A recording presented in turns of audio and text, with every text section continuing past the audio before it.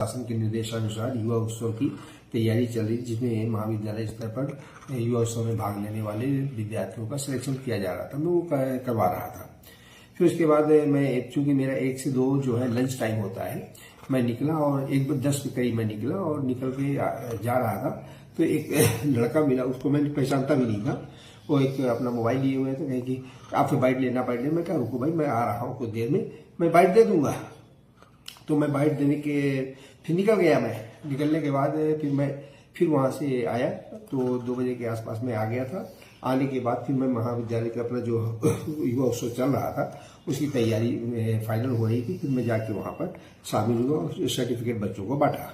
उसके बाद एक लड़का, वही जो लड़का कह रहा था बाइट दीजिए, बहुत अर्जेंट है बहुत अर्जेंट है, वो मेरे पीछे पीछे आया कि सर बाइट लेना है आपकी। मैं कहा आ जाओ मेरे चेम्बर में, मैं बाइट दे देता हूँ।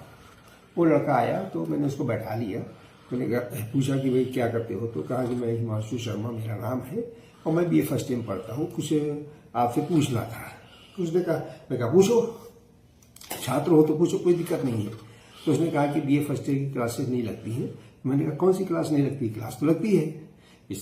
तो उसने कहा कि बता नहीं पा रहा थी। तो मैंने कहा कि माइनर मैं ऐसे बोल रहा था। तो मैंने कहा माइनर क्लास नहीं लगती। कि हाँ सर माइनर क्लास नहीं लगती। तो मैंने कहा माइनर की क्लास इसलिए नहीं रही है कि हमारे पास टीचर्स कम है और पहले मेजर की जो है क्लासेज में चलवा रहा हूँ।